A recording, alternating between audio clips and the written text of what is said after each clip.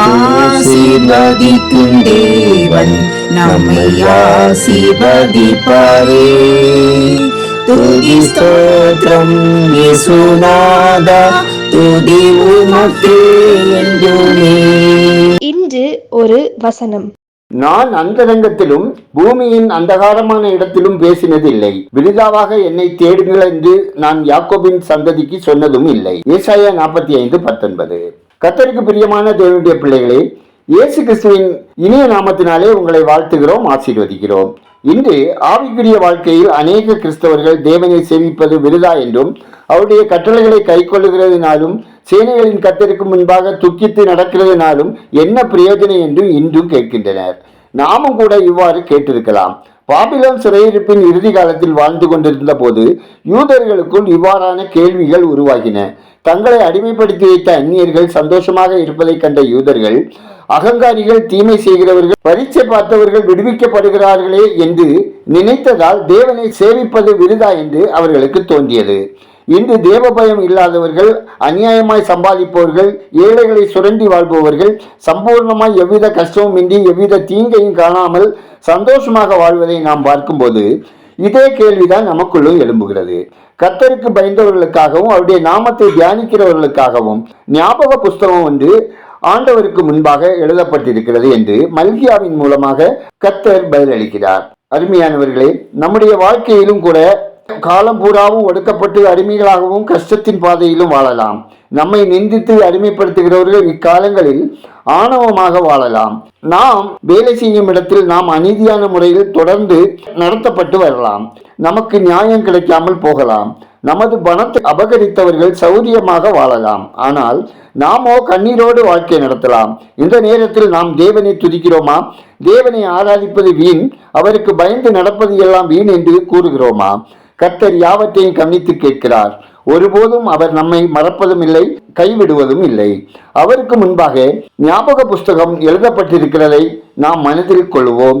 ஏற்ற வேளையில் தேவன் நமக்கு பதில் தருவார். ஜெபம் செய்வோம். துதிகளின் மத்தியில் வாசம் செய்யும் துயாதி துயவரே, ஆசீர்வாதமான இந்த நாளுக்காய், இந்த நாளின் வசனத்திற்காய் நன்றி சொல்லுகிறோம். கர்த்தாவே, நாங்கள் வேதனைகளை அனுபவிக்கும் போதும் தேவனுக்கு பயந்து வாழ்வது வீணென பல தடவைகள் கூறியிருக்கிறோம். கிருபையாய் எங்களை மன்னித்தருளும். ஆண்டவரே, இயேசு கிறிஸ்துவின் விலைமதிப்பற்ற இரத்தத்தாய் எங்கள் மீது ஊற்றி எங்களை மீண்டும் கழுவி பரிசுத்தாவியின் வல்லமையால் எங்களை நிரப்புங்க. எங்கள் இருதயத்தில் ஆட்சி செய்து ரட்சிப்பின் மகிழ்ச்சியை எங்களுக்கு தாங்க. எங்கள் வாழ்க்கையை ஆசீர்வதிங்க. ஆண்டவரே, இந்த நிகழ்ச்சியை பார்க்கிற ஜெபிக்கிற ஒவ்வொருவரையும் அரணான கோட்டையாக, பலத்த துருக்கமாக இருந்து வாதை அவர்கள் கூடாரத்தை அணுகாதபடி காத்து கொள்ள ஜெபிக்கிறோம். சமூக வலைத்தள பாவங்களில் அடிமைப்பட்டுள்ள மக்களுக்காகவும் ஆன்லைன் சூதாட்டத்தினாலே கடன்களுக்கு அடிமையாகி போன மக்களையும் தேவரீர் சாத்தானின் கண்ணிகளுக்கு விலக்கி சமாதானமான வாழ்க்கை வாழ கிருபை செய்யுங்க. கர்த்தாவே, தனியார் கம்பெனி, வங்கி வேலைகள், கல்லூரிகள், பள்ளிகளில் வேலைக்கான முயற்சிகளில் பிரயாசப்பட்டு கொண்டிருக்கும் ஒவ்வொருவருக்கும் கர்த்தருடைய கண்களில் தயை கிடைத்து உரிய நேரத்தில் வேலைகளை பெற்றுக்கொள்ள ஜெபிக்கிறோம். போதைப் பொருட்களை கடத்தும் தொழில் செய்கிறவர்கள், அதை பதுக்கி வைக்கிறவர்கள், சிறுவர்களுக்கு விற்கிறவர்களை கர்த்தர் ரட்சிக்கவும், மாணவர்கள் இந்த பாவ வலையில் சிக்காதபடி காக்கப்படவும் ஜெபிக்கிறோம்.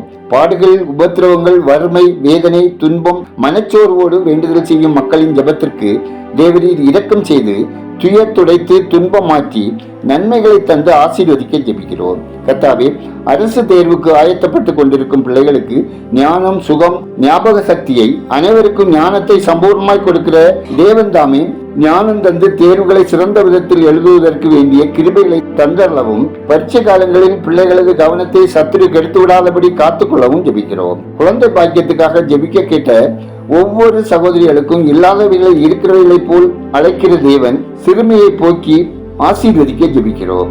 ஒவ்வொரு குடும்பத்தினரும் கையிட்டு செய்யும் வேலையில், தொழிலில், விவசாயத்தில் ஆசீர்வாதத்தையும் செழிப்பையும் கர்த்தர் கட்டளையிடும்படி ஜெபிக்கிறோம். குடும்பங்களில் ரட்சிக்கப்படாதவர்கள் ரட்சிக்கப்படவும், மறைவான குற்றங்களுக்கு நீங்களாக்கி கர்த்தருக்கு பிரியமாய் நடக்கவும் ஜெபிக்கிறோம். உலகம் எங்குமுள்ள அனைத்து கண்டங்களுக்கும் நாடுகளுக்கும் நாட்டில் வாழும் மக்களுக்காகவும் ஜெபிக்கிறோம். தேவ சமாதானத்தால் நாடுகள் நிரப்பப்படவும் மக்களின் வாழ்வாதாரம் பாதுகாக்கப்படவும் அறுவடைக்கு ஆயத்தமாகி உள்ள இடங்களுக்கு ஊழியர்கள் அனுப்பப்படவும் மிஷனரி பணிகளில் அற்புத அடையாளங்களினால் தேவ ஆவியானவரின் கிரியை நடப்பிக்கவும் மக்கள் இரட்சகரை ஏற்றுக்கொள்ளவும் ஜெபிக்கிறோம். கர்ப்பஸ்திரீகளுக்கு பயங்கள் நீங்கி தாயும் சேயும் சுகப்பிரசவத்தில் பிரிக்கப்பட கர்த்தர் அருள் செய்யவும் ஜெபிக்கிறோம்.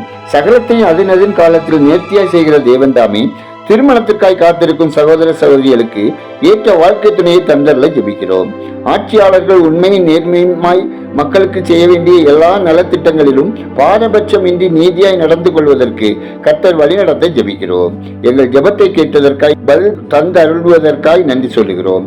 துதிகனமையுமே உமக்கையே செலுத்துகிறோம். இயேசு கிறிஸ்துவின் நாமத்தில் ஜெபிக்கிறோம் எங்கள் ஜெபங்களும் நல்ல பிதாவே, ஆமென்.